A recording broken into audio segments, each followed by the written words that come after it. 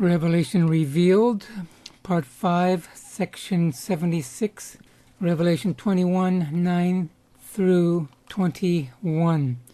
The New Jerusalem, verse 9 reads, One of the seven angels who had the seven bowls full of the seven last plagues came and said to me, Come, I will show you the bride, the wife of the Lamb, the bride of Jesus.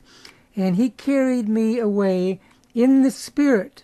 He was transported in the Spirit, John was, to a mountain great and high. I believe that's a literal mountain because John is being transported into the future from his date.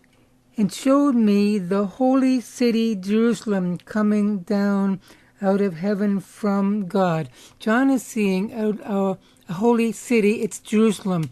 Too many people symbolize this to be people, the bride of Christ. But as you will see, it's a literal place. I believe it to be that.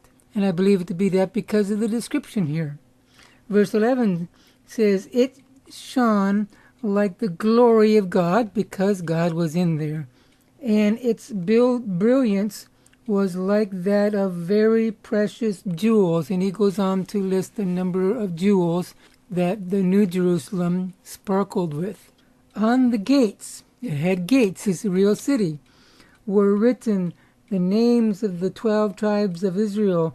There were 3 gates on the east, 3 on the north, 3 on the south, and 3 on the west. You will note that this walled city with gates looks very much like the tabernacle and the temple in Old Testament days. This is really, I would say, the tabernacle of God in heaven coming down to earth. What I believe is happening here is that which is spiritual in the heavenlies is now becoming material on earth. 14. The wall of the city had 12 foundations, and on them were the names of the 12 apostles of the Lamb. Now, we got 12 apostles, 12 foundations for 12 tribes of Israel mentioned here in the New Jerusalem. We've got to decide, and maybe you will never get to decide, is the New Jerusalem the residence of the Jews or the Gentiles? I'm leaning towards it being the residence of the Jews, not the Gentiles. But because we see, I should say Gentile believers, but because we see the foundations were named after the 12 apostles of Jesus, some suggest that Gentile believers will live in here as well. But we have to realize those 12 apostles were Jews, not Gentiles.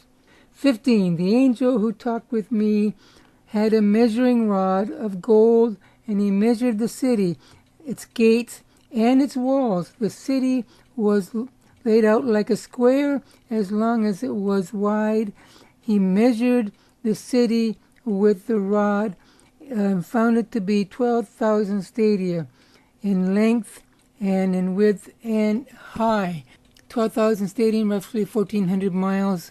This is not just a square, it's a cube that comes down from heaven, plops itself on the earth. It would just barely fit in between the Mississippi River and the Atlantic Ocean if it plopped itself down in America.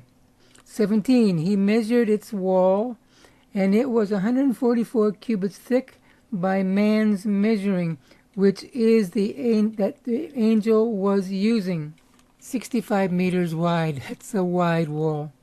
Verse 18. The wall was made of jasper and all sorts of other precious stones, as we see in the remaining part of that verse. And you can read the rest of the description for yourself. But to me, this is a literal city coming down from heaven. It's got dimensions.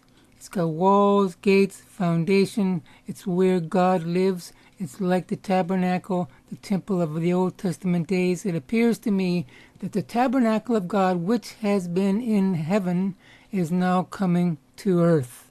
And I tend to believe it's the Christian Jews living in the city. The Christian Gentiles, as I will tell you in the next section, live out of the city, and I could be wrong, obviously, on that point. But concerning the bride of Christ, I will refer you back to Revelation 19, and I speak more of who the bride of Christ is, especially as it relates to Ephesians 5.